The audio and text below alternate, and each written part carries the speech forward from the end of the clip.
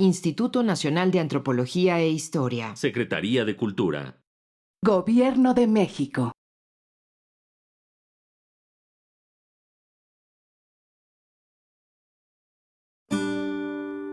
Su sustancia está hecha de evocación, recuerdo, rememoración y de lo que toma del porvenir. Porque es una parte fundamental de nuestra identidad. Somos nuestra memoria. El programa de Lina que nos lleva de viva voz con los especialistas.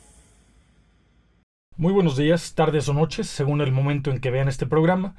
La Secretaría de Cultura y el Instituto Nacional de Antropología e Historia los invitan a escuchar esta emisión de la serie Somos Nuestra Memoria.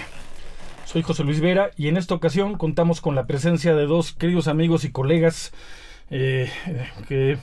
con quienes he convivido en diferentes momentos.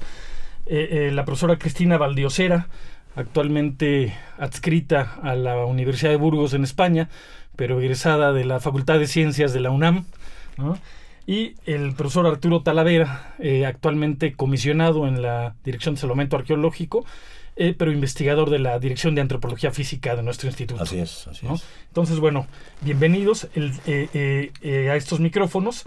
En este caso vamos a hablar del tema Raíces bioculturales e históricas sobre la diversidad humana en México. Y esto tiene que ver con un proyecto que recientemente fue adjudicado a Cristina y que ha formado un grupo de investigación sobre un tema pues que es medular en la historia de México, que toca una serie de puntos a veces míticos, simbólicos. No puede solamente reducirse a un problema de cómo se dio el mestizaje, sino retoma muchas ideas respecto de la mexicanidad, de la fundación, de lo que somos como pueblo, y me parece que eso le da un matiz muy, muy importante. De hecho, pues hace relativamente poco, en plena pandemia, se conmemoró el quinto centenario, 1521, ¿no? Pero estábamos demasiado ocupados probablemente con la pandemia, y no es que pasar inadvertido porque son fechas emblemáticas. Exacto. Pero ahora lo que tenemos es un proyecto de investigación que pretende abordar estas temáticas con herramientas novedosas, con un diálogo interdisciplinar. Y entonces, pues, además de agradecerles que estén hoy aquí, yo mismo participo en el proyecto, quiero comentarlo.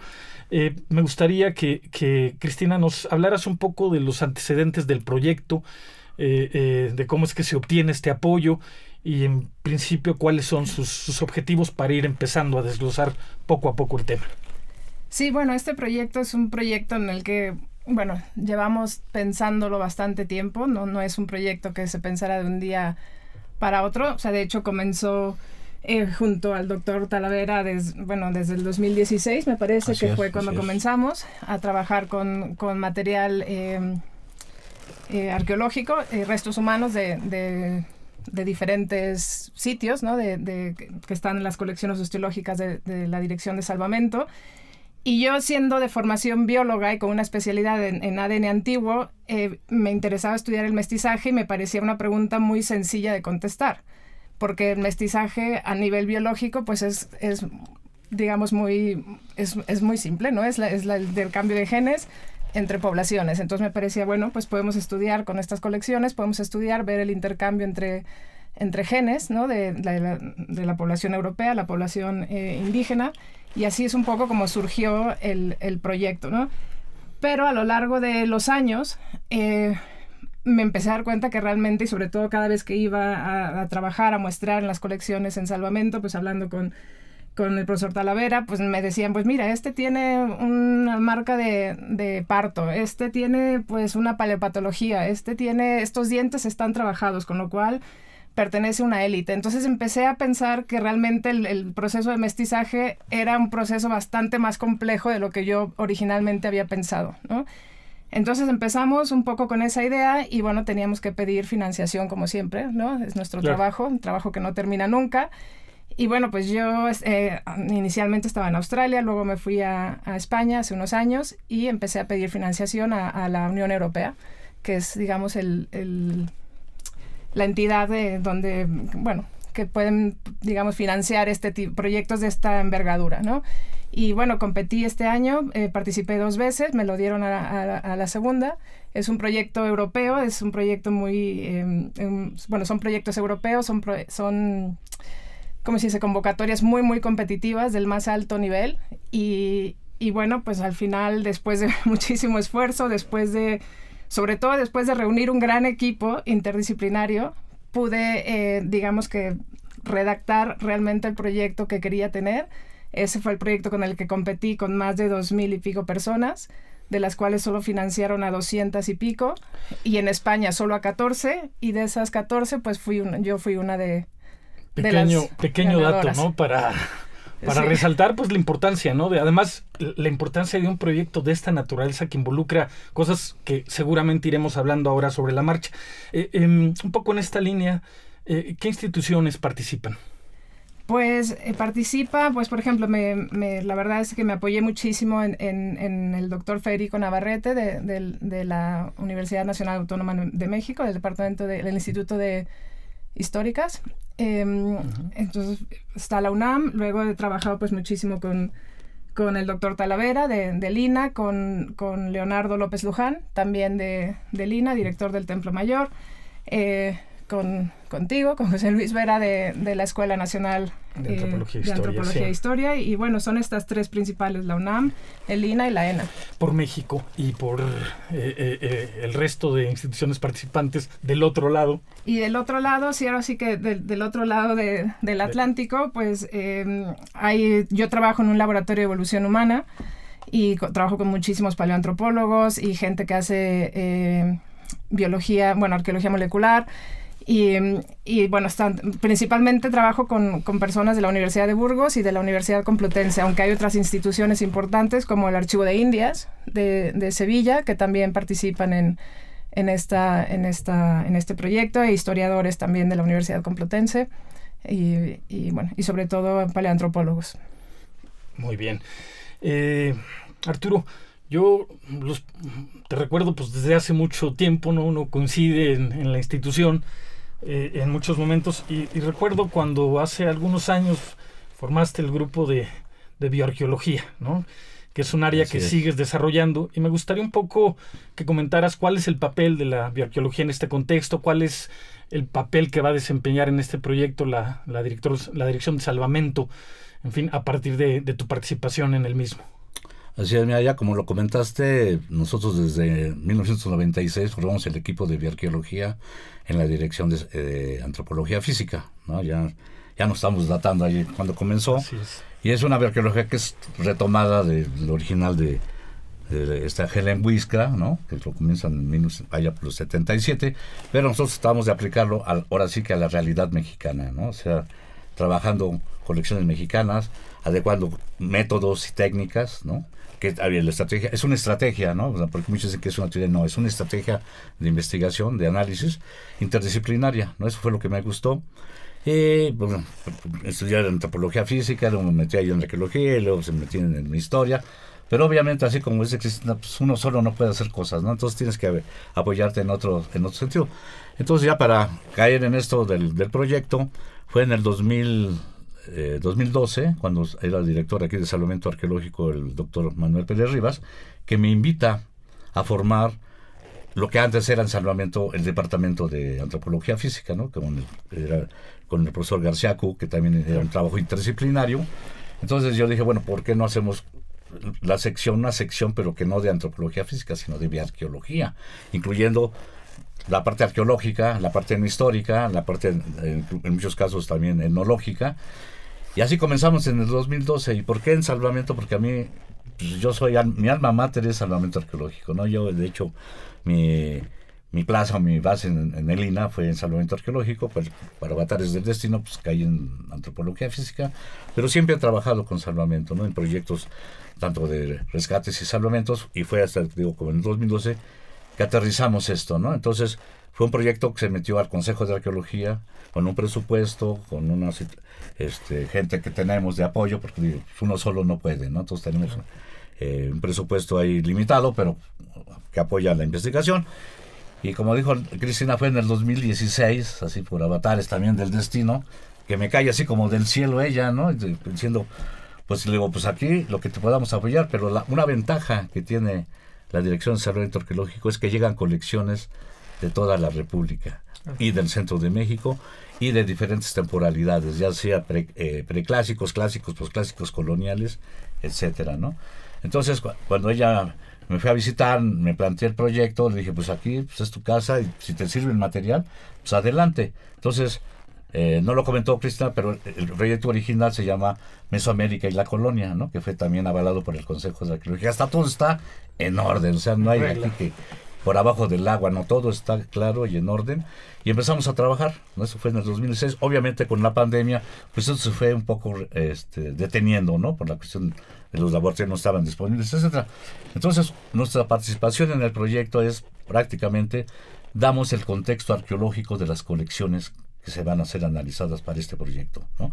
Es decir, no entramos directamente si es mujer, si es hombre, si es niño, la edad, patologías, no. Es desde el contexto, ¿no? Si es una colección que viene de un centro ceremonial, si es rural, si es vamos a decir, si es preclásica, si es clásica, posclásica, etcétera. La mayoría de las colecciones que tenemos son del siglo XVI, ¿no? Y obviamente, pues, Salvamento sigue, o sea, Salvamento trabaja los 365 días de año a las 24 horas, ¿no? Nunca para Salvamento, y puede que en una excavación de Salvamento o rescate te salga un entierro, pero puede que te salgan 50, 100, claro. 200. Entonces, en ese inter, pues nos llegaron colecciones del Panteón de Santa Paula, ¿no? Que es del siglo XVII y XVIII, y también nos llegó una colección que es del Panteón del Campo Florido, que es de un panteón que era del siglo XIX. O sea que tenemos, pues prácticamente así todos los siglos, ¿no? La cronología. Toda la cronología completa. Y todavía eso, pues yo le agregué, eso fue ya recientemente a Cristina, dije, también tenemos una colección testigo contemporánea, la colección de San Nicolás Tolentino, que es una colección actual y que es una colección de confronta. Digo, te puede servir también esa para los fines que se pretenden en este proyecto, claro, ya sobre el mestizaje y cómo ha evolucionado este mestizaje, ¿no? Porque todo, como dijo Cristina también, no nomás llegaron los españoles, con los españoles llegaron europeos, podemos decir, no, claro, europeos llegaron portugueses, ¿no? Ingleses, negros, incluso asiáticos, ¿no? Entonces, ¿cómo aportó esa situación a la cultura de los indígenas mexicanos? Entonces eso, en Salvamento, pues yo quiero mucho Salvamento arqueológico, me ha dado mucho, y en este caso, pues es que tenemos esa variedad, ¿no? de colecciones, y son colecciones ya registradas, ya estudiadas, muchas de ellos, aprobadas por el Consejo de Arqueología, y ahí es donde entra este proyecto, que es ambicioso, yo lo veo así bien ambicioso. Ojalá si llegamos a términos reales y académicos. Ahora, y que llegamos al final de eso, ¿no? Claro. Pero te digo, eso es nuestra participación como sección de bioarqueología de la Dirección de Salvamento. Una pregunta más, Arturo, solo para los oyentes, para quien vea esto. ¿Qué tipo de información proporciona la bioarqueología? Digo, a uno siendo del gremio es más o menos sencillo, pero para la gente que no conoce del tema, sí, ¿cuál es la información que da? O sea, mira, la información es lo básico que se hace, ¿no? O sea, se retoma obviamente la parte de la antropología física, ¿no? Desde edad, sexo, patologías, marcas de actividad que antes no se tomaba eso en cuenta, tafonomía, ¿no? Que muchas veces eso nos va a dar, ahora sí que sí, el estado de conservación, ¿no? del material. Entre más completo esté un esqueleto, más información te va a dar, ¿no? Entonces nosotros hacemos todo el registro, pero, como te mencioné al principio, contextualizado. O sea, nuestro objetivo sí es el hueso o el resto óseo, pero no nos clavamos nada más en eso, sino vemos si ese hueso no está solo, no está aislado, está dentro de un contexto arqueológico, está dentro de una cronología, y vemos también si son colecciones de personal de élite, pues si tienen, que no podemos, muchas veces ya no es tanto de élite, sino que si tuvieran moldeado cefálico, limado dental, etcétera, etcétera, y ya muchas investigaciones han dicho que pues, no tanto es de élite, sino más bien era de belleza, etcétera, etcétera, ¿no?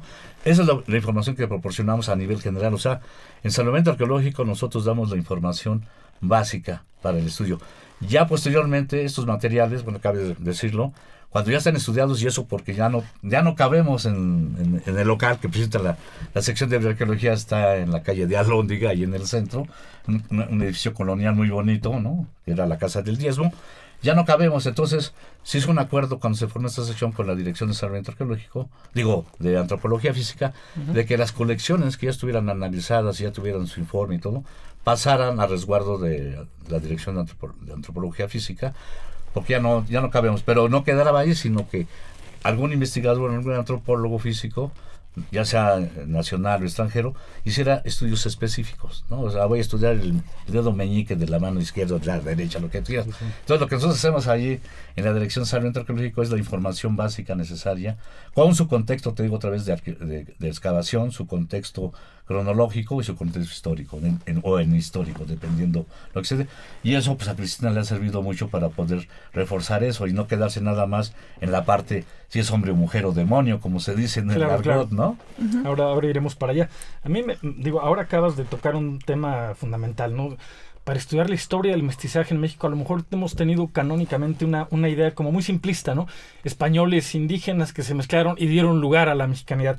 Y sin embargo, dices, hay muchos colectivos involucrados en el mestizaje, en la historia de este mestizaje. Incluso lo hablábamos ayer, ¿no? Cuando uno dice los peninsulares o los españoles, a su vez ellos eran mezcla de romanos, cartagineses, fenicios, norafricanos, 8 siglos de dominación árabe. Entonces, a mí lo que me parece muy interesante del proyecto es cómo a 500 años se reúne un equipo de ambas partes del océano a estudiar un fenómeno que marcó la dinámica del mundo, ¿no? Económica, biológica, en fin. Y yo creo que eso es una cosa muy interesante, visitar esos visiones a veces simplistas del mestizaje, de cómo se dio el proceso de mestizaje, y probablemente replantearnos una serie de preguntas y de posicionamientos acerca de lo que somos y de la actualidad de este proceso. En esa línea de pensamiento, Cristina, me gustaría saber qué actividades va a llevar a cabo el proyecto y cuáles son los objetivos de ellas en principio. Pues mira, como comentaba al principio, o sea, la idea original, y te digo, precisamente por mi formación, era como muy centrada en lo que es lo que ahora llamamos paleogenómica o arqueogenómica, ¿no? Entonces estaba muy centrado en estudiar los genomas de... ¿Qué es un genoma, Cristina? Yo sé que partamos de ahí, pero no todo que ve el programa tiene la información. Pues el genoma es básicamente nuestro manual de instrucciones, ¿no? Que el manual de instrucciones que seguimos desde que somos una célula hasta que nos convertimos quienes somos ahora, ¿no? Que vamos siguiendo, que tiene nuestro genoma, tiene escrito de qué estatura vamos a ser, de qué color va a ser nuestra piel, de qué color van a ser nuestros ojos, si vamos a tener el pelo rizado, lacio, si vamos a ser propensos a ciertas enfermedades o no. Es decir, toda la información. Aunque dependerá del ambiente también, bueno, ¿no? Hay cosas que en algunos casos. En algunos rasgos, sí, ¿no? en algunos rasgos, sí, claro, pero no sé, es como nuestro libro de instrucciones, ¿no? Donde está toda la información de nuestra persona, ¿no? Digamos, a nivel biológico. Y entonces eso era lo que yo tenía un poco en mente. Y además, bueno, pensando en mestizaje, decía, bueno, mezcla de genes, mezcla de un genoma con otro, lo tenía yo clarísimo, ¿no? De cómo iba a ser. Me parecía súper fácil de contestar. Pero claro, conforme íbamos avanzando, pues me di cuenta que, bueno, realmente el proceso del mestizaje es bastante más complejo de lo que yo pensaba originalmente, ¿no? Iba más allá de la biología, ¿no? Porque hay factores culturales, sociales, ¿no? En un contexto histórico que influyeron, pues, muchísimo, ¿no? Entonces, bueno, lo que nosotros, a partir de ahí fue cuando empecé a reunir un grupo de investigadores, ¿no? Un equipo de investigación transatlántico, como le llamo yo, muy interdisciplinar. Participan arqueólogos, antropólogos físicos, antropólogos sociales, historiadores, ¿cómo se dice? Genetistas poblacionales, computacionales, ¿no? También la bioinformática juega un papel muy importante. Es decir, o sea, cuando hice la entrevista para este proyecto, porque una parte del proceso de cuando pedí el proyecto, la financiación para el proyecto es una entrevista, ¿no? Y uno de los que me entrevistó me decía, es que tienes aquí un equipo de ensueño, ¿no? Pero mi pregunta es, ¿cómo vas a hacer para que estas disciplinas se comuniquen, ¿no? Y me decía, porque los proyectos de genómica suelen centrarse mucho en la parte genética, en la parte científica, y fue como le dije, bueno, es que efectivamente, aunque soy culpable de pertenecer a ese gremio, digamos, yo misma he llegado a esa conclusión de que esto yo no lo puedo contestar si no tengo otros aspectos que se tienen que cubrir, ¿no? Y bueno, pues un poco eso es lo que vamos a hacer. Vamos a empezar por utilizar las tecnologías que tenemos accesibles ahora. Vamos a empezar por hacer escaneos, ¿no? del material que vamos a utilizar, de cráneos, mandíbulas, dientes, para tener una réplica, un modelo 3D, una réplica exacta en modelo 3D, que queda ya guardado para la eternidad, y es una manera de digitalizar, digamos, el patrimonio cultural, y queda ya guardado para siempre. y a partir de ahí ya se pueden estudiar una serie de características morfológicas que nos puedan hablar de la persona, ¿no? Entonces, como te decía, vamos a secuenciar los genomas, pero el genoma no nos dice mucho, no nos habla de la identidad de la persona, nos habla un poco el origen, ¿no? De dónde viene, o sea, nos puede decir, pues mira, este genoma es africano, este genoma es europeo, es indígena, o es una mezcla de 70% indígena, 30% africano, o me refiero que ahí ya el juego de mezclas puede ser brutal, y eso es un poco con lo que vamos a jugar. Y hasta ahí llega la biología, ¿no? Pero luego están los aspectos culturales y sociales que nos puedan decir quién es esa persona. Para allá me gustaría ir, pero así como Arturo nos comentó qué tipo de información nos da la bioarqueología, ¿qué tipo de información o a qué tipo de información puedes acceder vía este tipo de enfoques? ¿Genómico? Sí. ¿Te refieres? Pues bueno, por un lado la ancestría, ¿no? Que eso digamos, es lo principal. Y una vez teniendo la ancestría, podemos ver patrones de comportamiento. En este caso, patrones, por ejemplo, de reproducción. Podemos detectar mezclas de diferentes poblaciones, y eso ya nos habla de un comportamiento reproductivo, de un comportamiento humano. Podemos detectar migraciones, ¿no? Podemos saber si una persona tiene un origen, pero migró a otro sitio y se mezcló con otra persona. En fin, es un poco sobre todo eso, ¿no? O sea, es tener la ancestría que nos hable del origen, digamos, geográfico, ¿no? De la persona, y luego cómo se ha comportado esa población, ese individuo, en el tiempo, ¿no? O sea, qué mezclas ha tenido, qué patrones de movimiento podemos detectar, y eso es un poco, y bueno, podemos detectar enfermedades también, claro, ¿no? Y otra de las cosas importantes en este proyecto es el genoma de los virus y bacterias, ¿no? Que también jugaron un papel importantísimo, ¿no? Que fueron clave y eso es lo que yo digo, o sea, esto es un proyecto histórico, ¿no? Porque siempre hemos visto el encuentro entre México y España, ¿no? Entre Mesoamérica y Europa es como una contexto, lo vemos como historia y como arqueología. Pero realmente es que, aunque claramente es arqueología e historia, tiene unas bases biológicas fuertísimas, porque el mestizaje pues es un proceso biológico, ¿no? Y luego está la cuestión de las enfermedades, de las epidemias, pues es una evidencia biológica también que hasta hace poco no podíamos rescatar. Y eso es un poco lo que aporta este proyecto. O sea, este proyecto viene a unirse, a aportar nuevos tipos de evidencias para juntarlas con otros tipos de evidencias que ya se han rescatado antes, ¿no? Evidencias arqueológicas, históricas, entonces se van a secuenciar, se van a mostrar diferentes colecciones, un poco las que mencionaste, de diferentes temporalidades. Así es. ¿Podrías recordar un poquito, Arturo? Sí, mira, o sea, lo que tenemos ahí en la sección de bioarqueología son colecciones que vienen desde el preclásico, algunas, otras son clásicas y otras son, principalmente la mayoría, son posclásicas, ¿no? Y tenemos, como me voy a mencionar, los del Panteón de Santa Paula, que es importantísimo ese panteón. Gigantesco, es el panteón más grande que hay aquí en el centro de México. Se ha muestrado en diferentes predios por salvamento arqueológico. Y todavía lo que queda ahí, todavía enterrado, ¿no? Pero entonces lo que hemos visto nosotros es que hay una serie de procesos patológicos que algunos sí los podemos estimar o determinar, pero hay otros que no. Y entonces nosotros no queremos caer en ese error. Nosotros cuando manejamos un proceso patológico que no está bien definido, decimos es un proceso infeccioso no determinado. ¿Por qué? Porque a eso voy, y cuando daba yo clases se lo decía a los alumnos, es que si no estás seguro de lo que estás diciendo, pero lo dice una vaca sagrada, se hace ley. Y luego se repite. Entonces, en este caso, lo que vamos a hacer es precisamente lo que acaba de decir Cristina, ver qué bacterias o qué bichos trajeron o estaban, digamos aquí, para decir una cosa aquí de salvamento arqueológico, en una colección que es de Vallejo 1867, allá cerca de Tenayuca, de contexto Coyotlaltelco o Mazapa, se detectó ya sífilis venérea, que se decía que la habían traído los europeos, y pues no, ya con esto, de proceso un artículo, ¿no? Para salir esto, pero ya ves que también como son los genetistas, y así debe de ser, bien puntuales, no decir acá, o que la competencia, no, lo voy a decir yo primero, no, debe ser con calma. Entonces ya tenemos aquí en México sífilis venérea de 600 a 800, ¿no? Mira. Entonces eso es una cosa que se tiene que seguir trabajando y ver en un momento dado qué sífilis era más agresiva, la europea o la americana, ¿no? Ya ves que había las teorías de que era sífilis europea, no que era la sífilis americana, o que habían las dos. En este caso se está comprobando de que también aquí en México, en Mesoamérica, había. Y otras patologías como la lepra, etcétera, etcétera, ¿no? Entonces nosotros, cuando ya tenemos eso establecido, sí podemos decir, este individuo tiene muy probablemente esto, ¿no? Así seguro. Cuando no, decimos, es un proceso infeccioso, hasta que ya con los estudios acá de genómicos se pueda saber. Y ¿cómo se llama? Bueno, no nomás quedarse en la procedencia, sino ver qué bichos trajeron. Sí, porque mucha gente, un proyecto que me acuerdo cuando yo estaba en el Consejo de Arqueología, que querían meter en la colección de Santa Paula, vamos a ver el cocolistri, y pues ¿qué es el cocolistri para comenzar, no? O sea, y eran unos médicos, ¿no?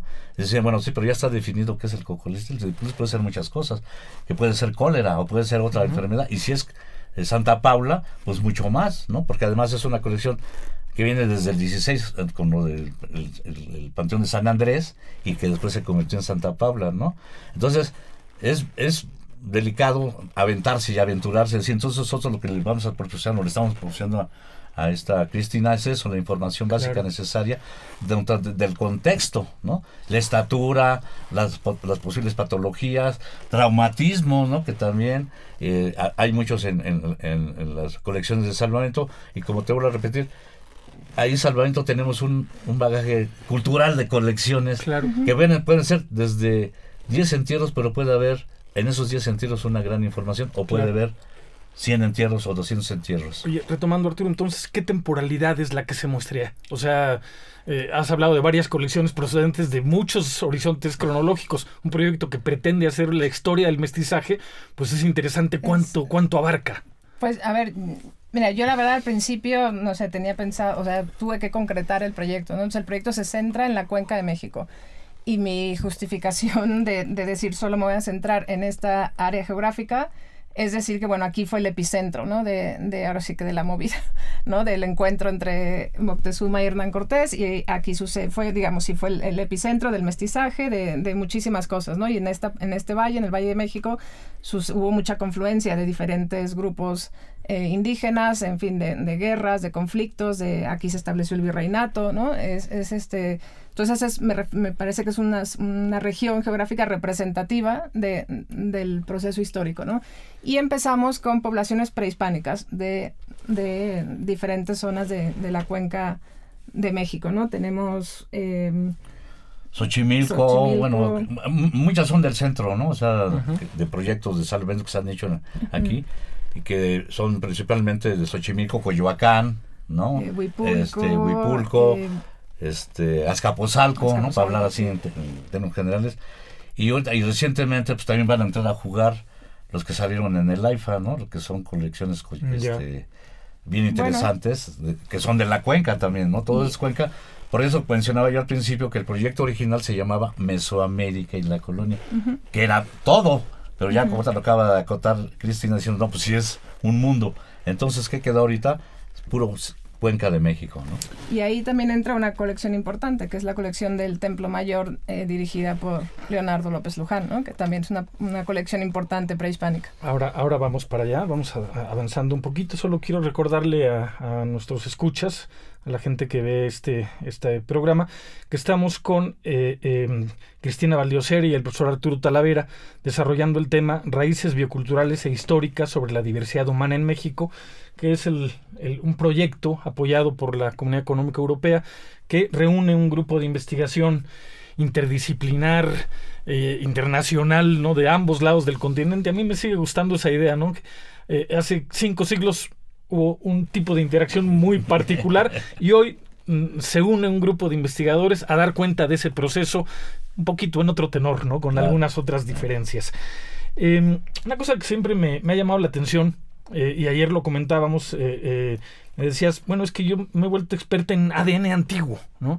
Y sí, comentas lo de la paleogenómica. ¿Podrías un poquito avanzar o comentarle a nuestro público qué son esos estudios de ADN antiguo? Es un poco reiterativo, un poco lo acabas de mencionar, pero es casi una especialización, ¿no? Es una línea de investigación por sí misma. Sí, es una línea de investigación que básicamente, o sea, se basa en la recuperación de material genético, ¿no? De ADN, de material arqueológico o paleontológico, ¿no? Y Y bueno, yo siempre hago la comparación, ¿no? Entre un arqueólogo, pues no se recupera una vasija que está hecha añicos y la pega, la reconstruye, y esa vasija ya nos puede hablar de un periodo de tiempo, de una cultura, ¿no?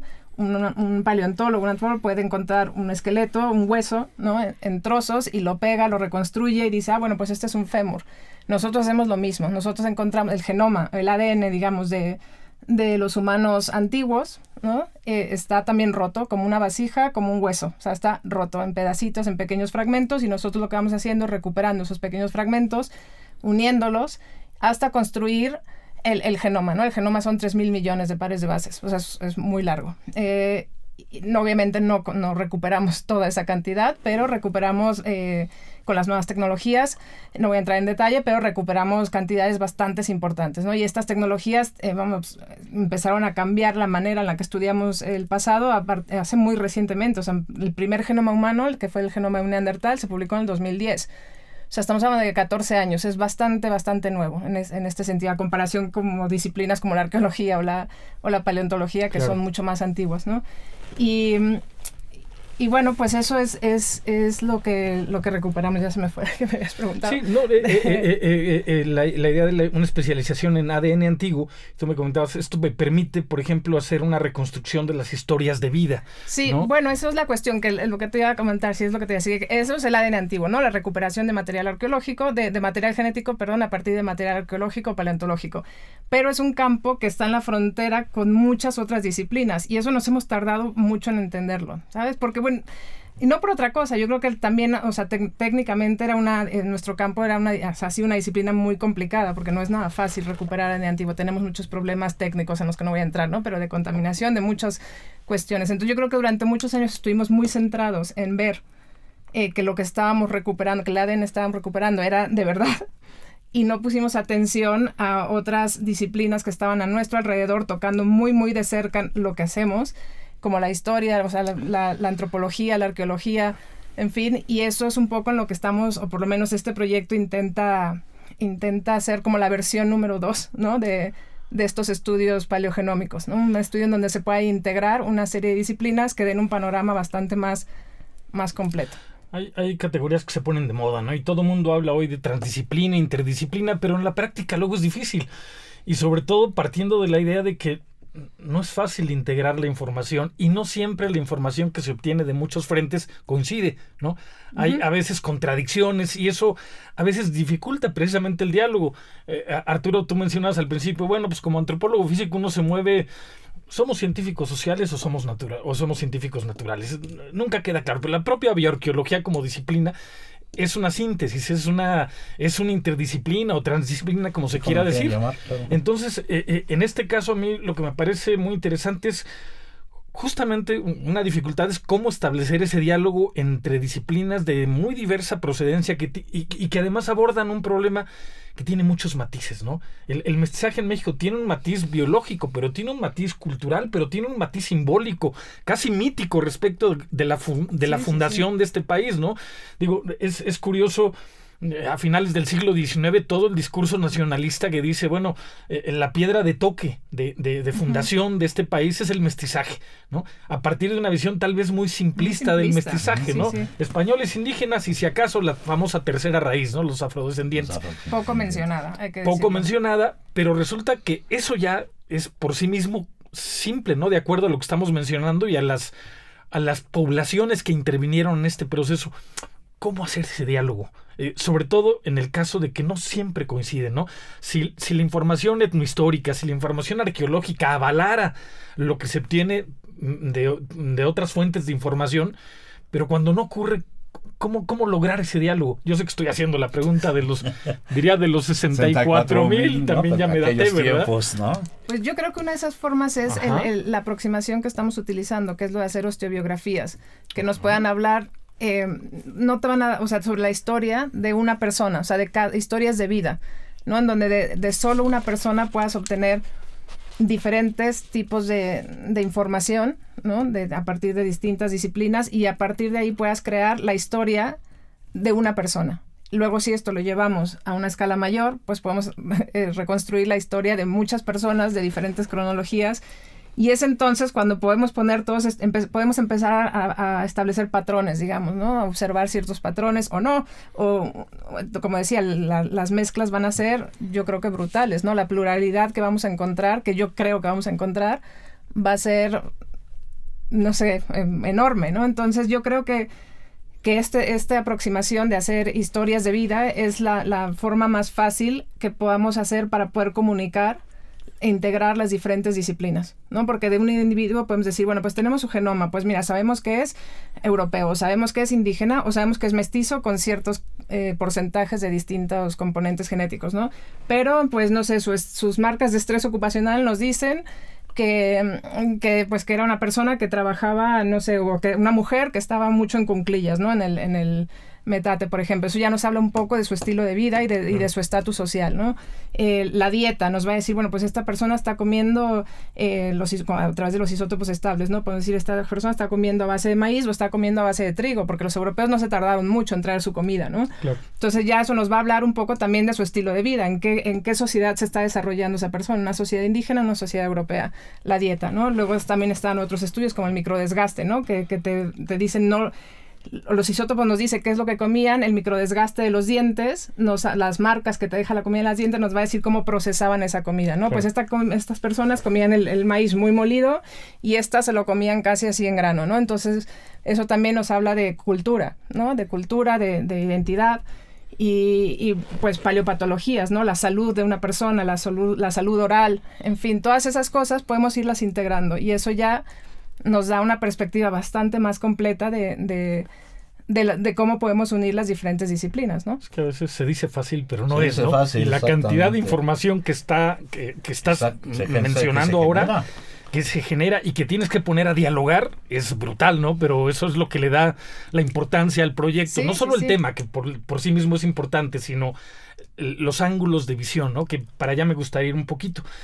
Fíjate que me acuerdo ahora de un proyecto de una colega brasileña que hacía este tipo de investigaciones en agrupaciones de afrodescendientes libertos, de negros libertos, que llamaban los actuales remanentes de quilombos, y que había una identidad y un orgullo por la africanidad, pero cuando hacen este tipo de estudios encuentran genes de población italiana y de población española, o sea, grupos de esclavos libertos que durante siglos supuestamente se mantuvieron independientes y que cuando haces este tipo de estudios sale una dinámica completamente distinta.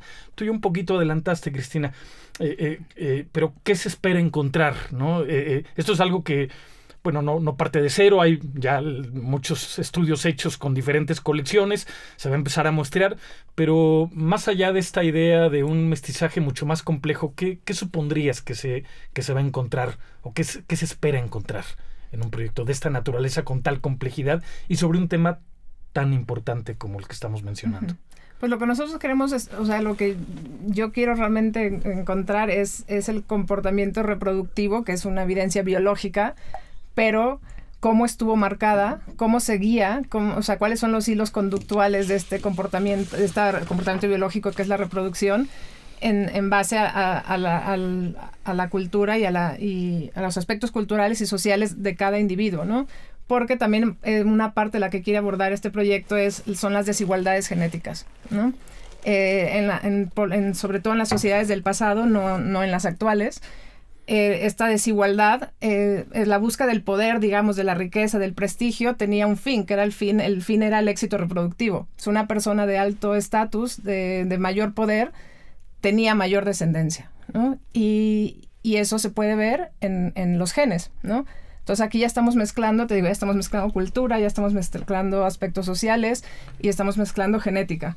Y eso solo lo podemos abordar no solo desde la genética, necesitamos otros tipos de evidencia. Y eso es un poco lo que queremos ver, esas desigualdades sociales entre todas las poblaciones participantes, que son la africana, la indígena. Y bueno, es que la indígena es también, eso es otro tema, ¿no? Porque la indígena no es una cosa, ¿no? O sea, claro, sí, no es monolítica, no es unitaria necesariamente, aun cuando haya categorías que pretenden reconocer unidad. Pero así como hablamos de lo español como tremendamente diverso, claro, pues tenemos que reconocer la diversidad al interior de esa otra entidad que participó en el proceso, ¿no? Exacto. Pero introduces una categoría que a mí me lleva necesariamente a hablar de un tema vinculado con el tema central de la investigación, que es la historia del mestizaje, pero hablaste del problema de la desigualdad, ¿no? Y el problema de desigualdad es un problema que marca no solo la historia, sino la actualidad de la sociedad mexicana. Y me parece que es un tema que está vinculado.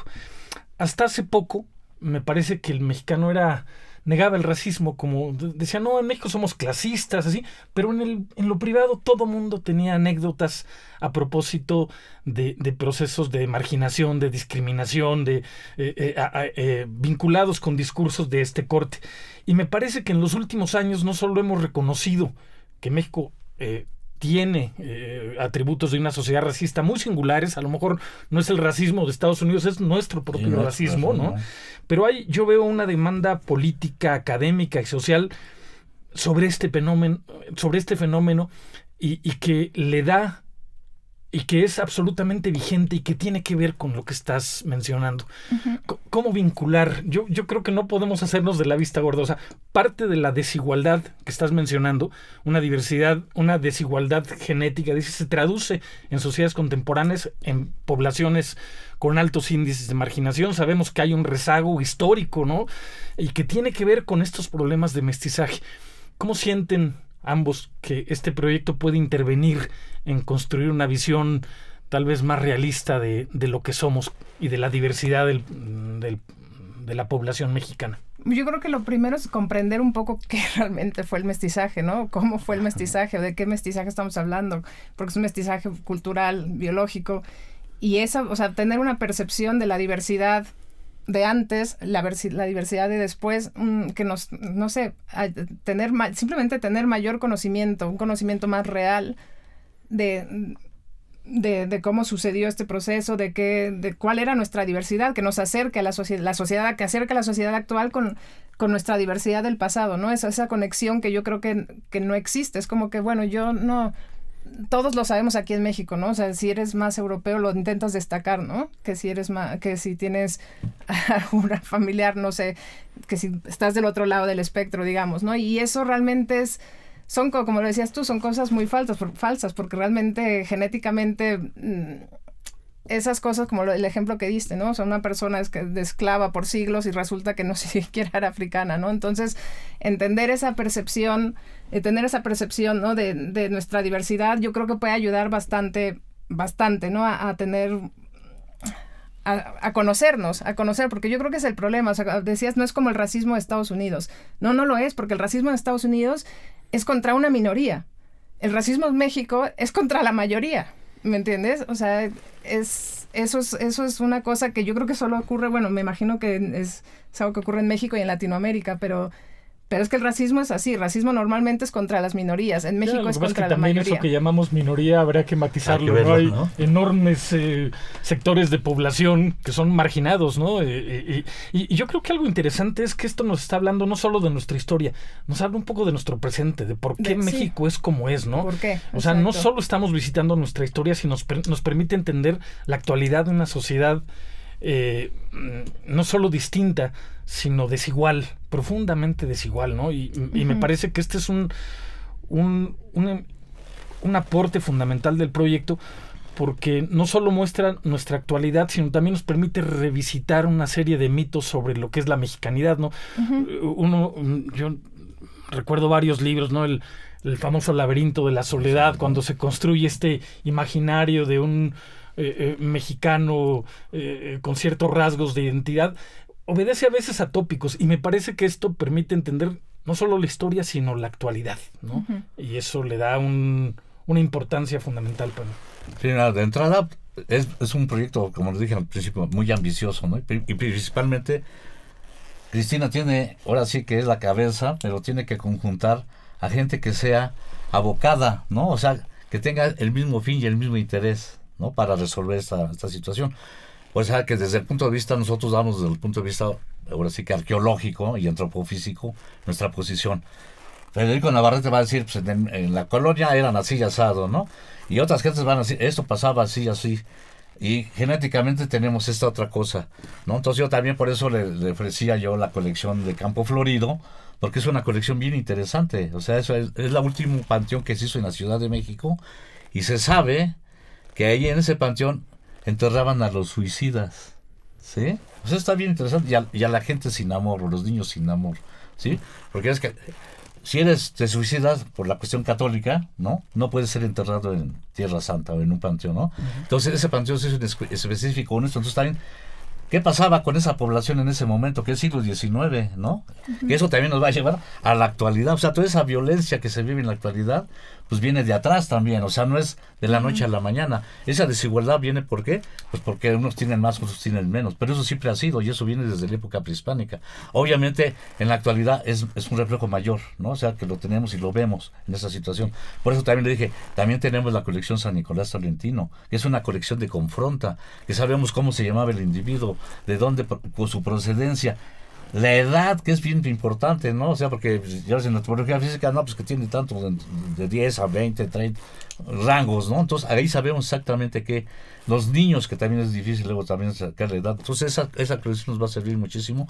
¿Y qué pasaba pasando? Porque esa colección es la última que sacamos del Panteón de San Nicolás Tolentino, es de 1995, o sea, es una colección actual, ¿no? Y también ¿a qué gente enterraban en ese panteón? O sea, desde ahí se están viendo esas desigualdades y qué en tu gen, ¿no? En tu genoma, pues ¿qué traes, no? O sea, ¿por qué haces esa situación? Es una pregunta bien difícil de contestar, ¿no? O sea... Es que tuvo que haber un papel importante de la desigualdad, porque siempre es lo que dice Federico Navarrete, ¿no? O sea, siempre, bueno, hay muchos historiadores, o sea, llegaron muy pocos europeos y siempre fueron muy pocos en comparación, incluso después de las epidemias que decían que, bueno, la población se declinaba en millones, ¿no? O sea, y aún así los europeos siempre fueron los menores. Entonces, ¿cómo llegamos a esta población que se considera 90 y tantos % mestiza, ¿no? ¿Cómo se llegó a eso? ¿O lo es?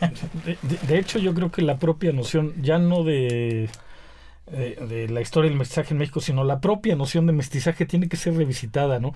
Porque eso parece suponer que hay grupos puros y ya digo, los españoles eran una mezcla impresionante de muchas tradiciones, de muchas raíces biológicas, en fin. Sí, ese es otro tema muy importante, que eso es un tema que yo creo que la ADN antigua ha sacado mucho a relucir, ¿no? Porque todo lo que hemos estudiado nosotros es obviamente antiguo, ¿no? De diferentes cronologías del pasado, y una de esas es desde el origen del Homo sapiens en África, desde que sale hace 60,000 años de África y se expande por toda Europa, no ha hecho más que migrar y mezclarse. Todos somos mestizos y somos migrantes. En todas las cronologías, desde que salió ha sido migrar y mezclarse, migrar y mezclarse. Entonces, ¿qué es un mestizo, no? Claro, y entender cuál es la singularidad del mestizaje nuestro, ¿no? Ajá, es porque importante. sí parece muy singular, porque es bastante más señalada nuestro mestizaje, ¿no? Sí, que el de cualquier otro.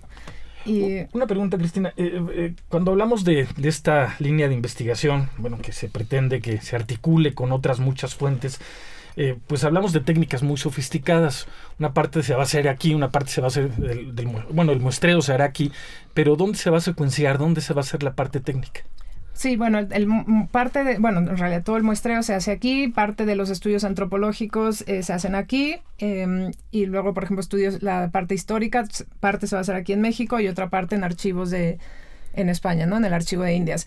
Y luego la parte ya, digamos, de laboratorio, esa la vamos a hacer en nuestro laboratorio en Burgos, en el Centro de Evolución, el Centro Nacional de Evolución Humana, que, bueno, se ha construido un laboratorio precisamente para trabajar con material antiguo, ¿no? Para hacer estudios especializados de ADN antiguo, de paleogenómica y de paleoprotómica. Y entonces todo eso lo vamos a llevar a cabo en España. ¿Cuánto tiempo esperan para que empiece a haber primeros resultados? Pues el proyecto arranca el 1 de septiembre, ¿no? Y entonces a partir de ahí ya nos vamos a poner pilas. Ya tenemos algunos resultados preliminares, porque obviamente es lo que digo, este proyecto no se pensó de un día para otro, o sea, llevamos muchos años trabajando, es un proyecto que requiere financiación importante, ¿no? Entonces hasta el momento pues hemos logrado hacer cosas, tenemos algunos resultados preliminares, pero bueno, ahora con el proyecto que arranque, pues vamos a poder hacer bastantes más cosas. De hecho, tenemos en mente venir que venga yo a México en noviembre con equipo de España. Quería estar, realmente todo este equipo que viene es un equipo de paleoantropólogos del equipo de Atapuerca, que es un equipo también bastante reconocido, ¿no? Viene Juan Luis Arzuaga, que es uno de los codirectores de Atapuerca, y viene Rebeca García, Laura Rodríguez, en fin, una serie de gente que ha estado trabajando con huesos casi desde el día de que nació. Y vienen aquí también a trabajar con la gente del laboratorio del doctor Talavera, de bioarqueología. Hay ahí también bastantes estudiantes que trabajan este tipo de cosas, ¿no? Entonces es un poco que nos juntemos todos a intentar rescatar todas las Habrá que decir evidencias. entonces que no se empieza de cero, ¿no? Que mucho está bastante caminado y que ahora probablemente este enfoque tuyo, más la posibilidad del diálogo entre las diferentes fuentes es fundamental. A mí me parece, y un poco por lo comentado hasta ahora, que esto, por supuesto, tiene un interés académico increíble, ¿no? Pero a mí me parece que desborda lo académico, que va más allá, que tiene importancia, ya digo, para entender la actualidad, para entender estos mitos fundacionales, para entender lo que somos. Y esto involucra algo que a veces como gremio no solemos hacer mucho, que es el problema de la difusión, del conocimiento, de dar a conocer. Digo, qué bueno que, por ejemplo, hacemos este programa para que la gente se entere que un proyecto de esta naturaleza se va a llevar a cabo.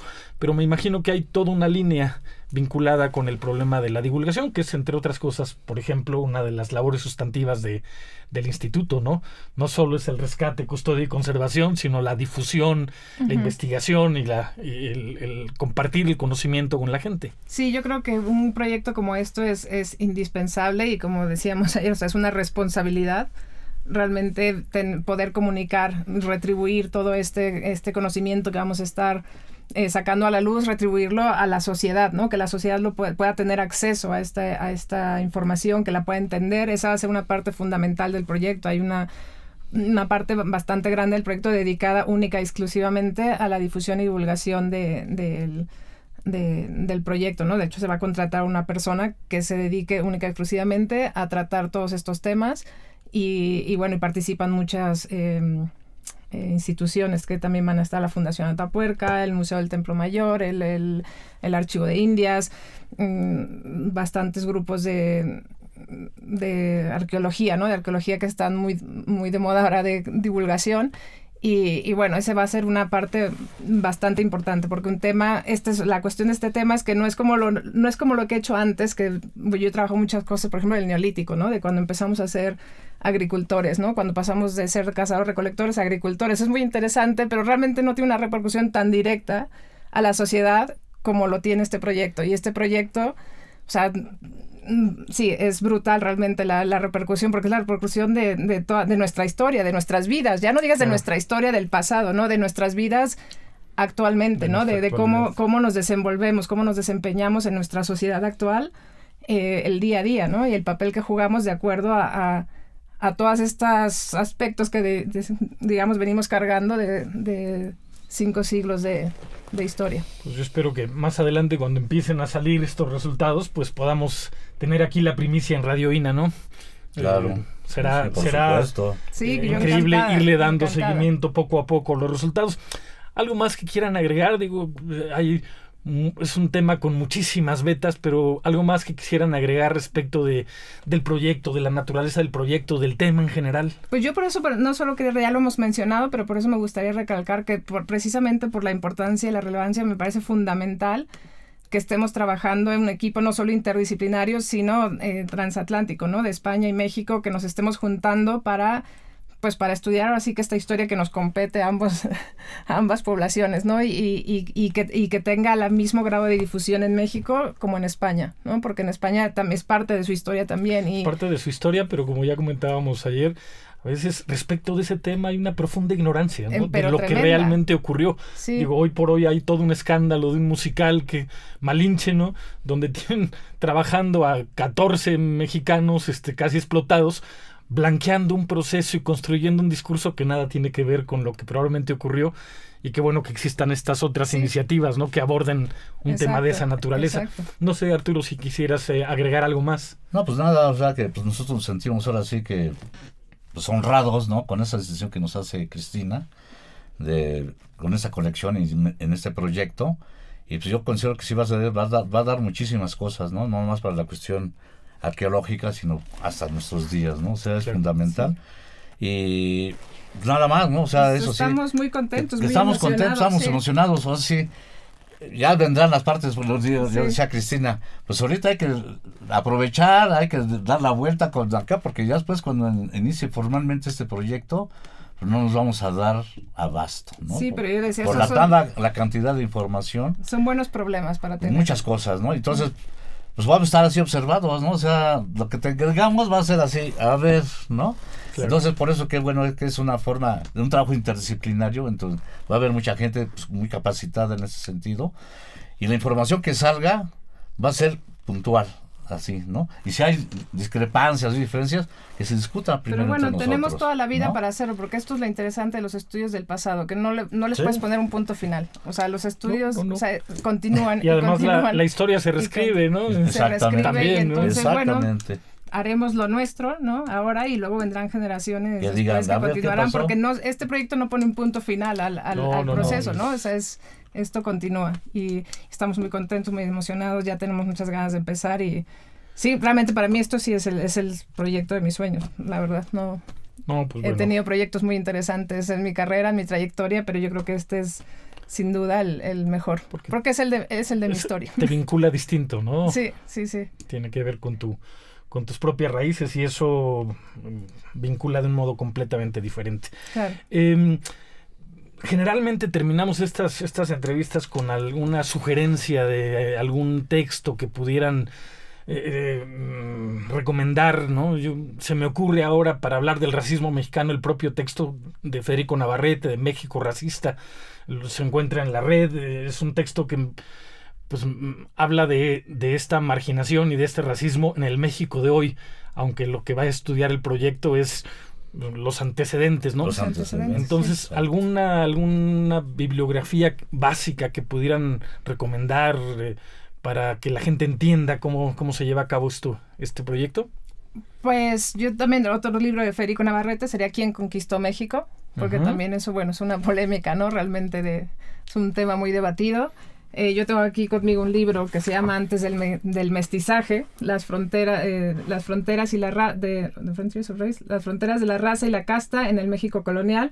Es un libro de Ben Vinson III. También es un libro nos habla muchísimo de todas estas mezclas, ¿no? Y de que yo creo que está bastante entendible. Luego hay otro que se llama El Quinto Sol, de Camila Townsend, que también es muy interesante porque esos son textos traducidos del náhuatl, entonces básicamente nos da la versión de las poblaciones indígenas de la historia, ¿no? Porque se tradujeron textos escritos en náhuatl que describían pues bastantes eventos, ¿no? Durante la época colonial, y están traducidos a partir del náhuatl al inglés y al castellano. El Quinto Sol se llama. Pues muchísimas gracias a ambos por estar hoy en Radio INA. Espero que más adelante podamos reunirnos a platicar qué ha empezado a salir y cuáles son las contradicciones y los avances del proyecto. Espero, sí, segurísimo, aquí estaremos. Muchísimas pues gracias por la invitación, ¿no? Otra vez aquí a los amigos de Radio INA, ¿no? Por acogernos otra vez en esto y pues dar a conocer este proyecto, ¿no? La importancia de este proyecto y tener aquí en México a esta personita, ¿no? O sea, que yo la quiero mucho porque, digamos... Gracias, yo también. Le digo, Cristina, nomás no se te vaya a subir el cerebro. Así, mantente como sigues, ¿no? Sí, porque una cosa ya no es para rematar, ¿no? O sea, mucha gente luego se pone a criticar y nunca aporta nada, ¿no? O sea, en este caso si vamos a criticar, aceptamos críticas, pero académicas, formales, ¿no? Porque entre más gente opine, entre más gente participe, el conocimiento crece, ¿no? Y nosotros estamos abiertos al conocimiento, digamos, en la sección de bioarqueología. No nos cerramos, no nos decimos mío, ¿no? Sino que es abierto, ¿no? Entonces, como digo, entre más gente participe, mejor se entiende la historia en este caso. Y al final, el que sale ganando pues es el conocimiento, y en este caso, pues la cuestión bien difícil del mestizaje, ¿no? Pues muchas gracias a ambos. Gracias, José Luis. Muy bien. Pues así, José Luis Vera, a nombre de Radio INA, doy por terminada esta emisión que fue posible por la generosa participación de Cristina Valdiosera y Arturo Talavera. Gracias a nuestros escuchas por su atención. Les sugerimos consultar más de nuestra producción en nuestras distintas plataformas digitales, en YouTube y Spotify. En la producción, la Coordinación Nacional de Difusión, a través de la Dirección de Producción Audiovisual con Ana Galicia y la Subdirección de Radio INA con Gabriela Marientes. Realización y grabación, Evanibaldo Morales. Edición, Rubén Martínez. Apoyo, Marta Hernández, Paula Abedoy y Jerónimo Cuevas. Hasta la próxima y muchísimas gracias. Las opiniones y comentarios aquí expresados son de entera responsabilidad de quienes proporcionan la información y no representan necesariamente las opiniones de Radio INA ni comprometen el pensamiento editorial del Instituto Nacional de Antropología e Historia. Instituto Nacional de Antropología e Historia. Secretaría de Cultura. Gobierno de México.